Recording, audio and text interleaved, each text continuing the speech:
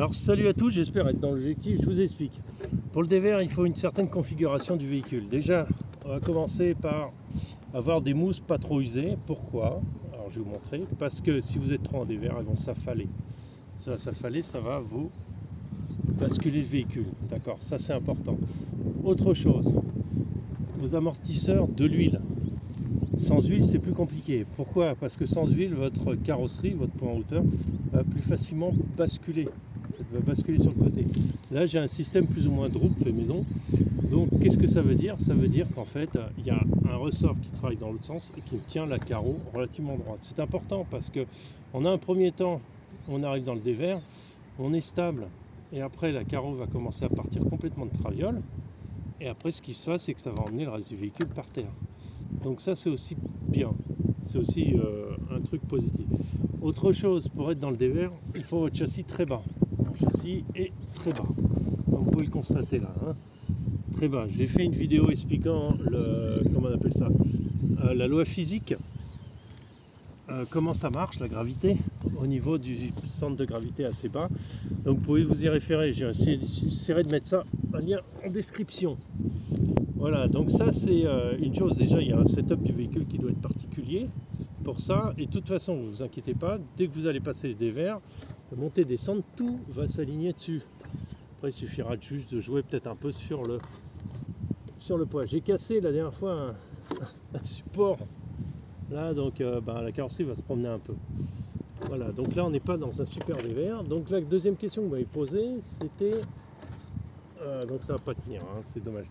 C'était comment on peut tourner vers le haut ou tourner vers le bas. Alors il y a plusieurs problèmes. La configuration du terrain. Là vous voyez, la configuration fuit par là. Donc en fait, quand vous allez tourner les roues, la roue avant va glisser parce qu'elle a des facilités à glisser dans ce sens-là. Ok. Par contre, si c'est comme ça, si c'est dans l'autre sens, en fait, la roue avant et les roues avant vont glisser, mais elles vont buter à un moment. Il va y avoir plus de pression, donc là il va remonter. Ce qu'il y a, c'est favoriser un véhicule pas trop lourd, ça va vous aider à remonter. Alors on va faire le premier essai.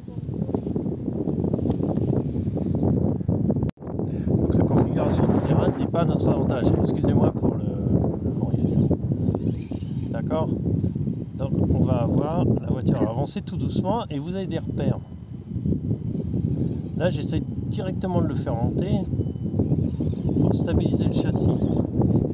Parce que ce que je veux pas, c'est que la roue avant monte trop haut et que celle-là reste en bas trop longtemps. Après, ce qui va vous aider, c'est vraiment là, tout doucement, d'y aller tout doucement.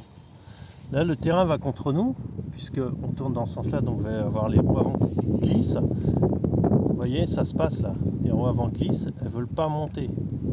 Pourquoi? Parce que la gravité m'emmène vers le bas. Si vous avez un véhicule plus lourd, c'est encore de plus flagrant. Adaptez aussi votre... regardez, il veut pas monter là.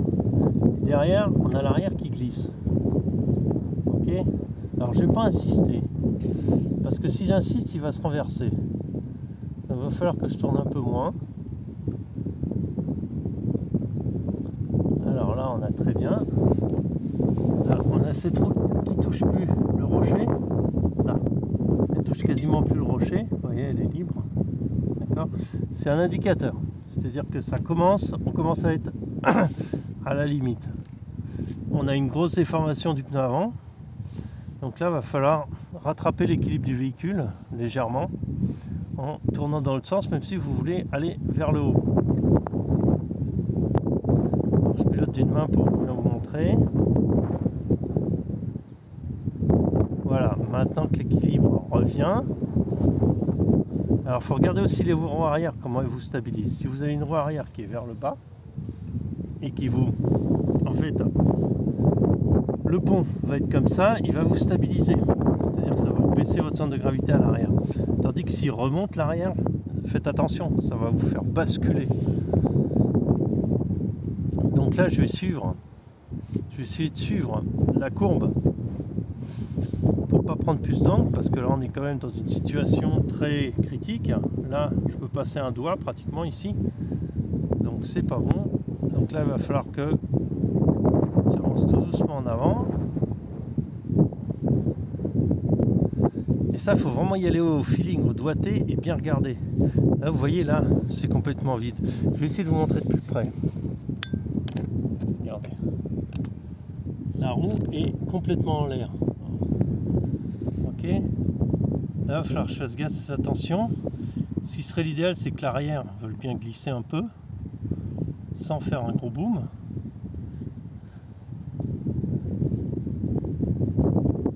Alors, je vous permets de regarder aussi tout le véhicule, comment il se tourne. Voilà, là. Et comme ça, il faut que je fasse attention à moi aussi. Et derrière, on est comme ça. La roue avant, regardez, elle vient de se poser. Ça veut dire que je reprends de l'appui. Donc maintenant, je vais pouvoir demander... Alors, c'est pas un super gros dévers. Il n'y a pas besoin que ce soit gros dévers. Énorme dévers, mais le terrain est compliqué. Là, normalement, il devrait remonter. Alors, très bien, l'arrière glisse, c'est ce que je veux. L'avant prend le grip en montant parce que je passe une roue après l'autre. Regardez, là, plaf. Et je suis toujours là, ça va pas passer. Donc là, il va falloir que je fasse une marche arrière parce que ma roue arrière à droite, elle est trop haute. D'accord, je descends, je retourne.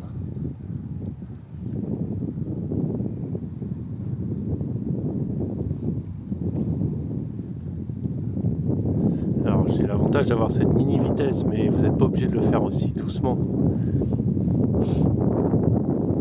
Voilà, et là, on est monté.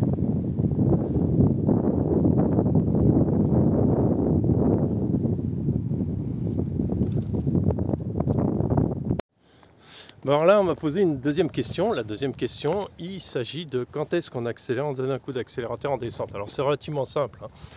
On est sur un dévers qui est assez fort. On est là, il y a une petite marche. Bon, c'est pas super visible parce que le rocher, la couleur du rocher, quoi. Donc empêche un peu de voir ça. Alors quand est-ce qu'on va mettre un coup d'accélérateur? Alors moi je descends dans le trou, forcément il stabilise tout seul. Mais là on va descendre raide. Et dès que vous sentez, regardez, ça glisse tout seul. Dès que vous sentez que ça va partir vers l'avant, il faut mettre un coup d'accélérateur. Voilà, là. Voilà. Et surtout, gardez, quand vous êtes en descente, gardez légèrement la vitesse. Ça tire le véhicule vers l'avant. Et ça vous évite de piquer. Et surtout, ça vous évite qu'avec le frein, avec le frein automatique, vous basculiez vers l'avant. D'accord? Donc il faut garder un peu de vitesse. Je vais essayer de le refaire sur un autre. Alors ici encore plus fulgurant, parce que là c'est sûr qu'il ne va pas y arriver. Voilà, c'est-à-dire que là, on va le faire descendre comme on peut. Toujours faire attention. Voilà, excellent.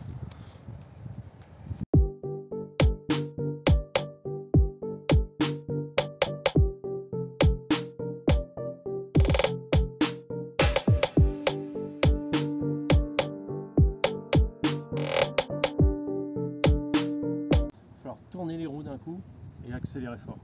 Pourquoi? Parce que rien que le fait de tourner les roues va déséquilibrer le véhicule, il va tomber. Si j'accélère, au lieu que de tomber comme ça, je vais créer une force centrifuge qui va pousser le véhicule vers l'extérieur, qui va compenser cette force qui va vers là-bas et ça va me stabiliser le véhicule. Alors, je ne dis pas que ça marche à tous les coups, c'est pas évident, c'est en fonction du terrain, c'est en fonction de vos rochers, tout ça.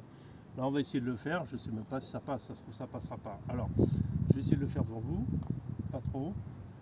Je tourne et j'accélère. On est limite de la rupture, complètement à la limite de la... On est vraiment trop à la limite. C'est d'essayer de remonter l'arrière. Pour ça, il va falloir... Vous voyez, rien que le fait de tourner, ça tombe. Voilà, c'est un bon exemple. Eh ben, on va reprendre la technique de tout à l'heure. Eh ben voilà, c'est passé, tout simplement.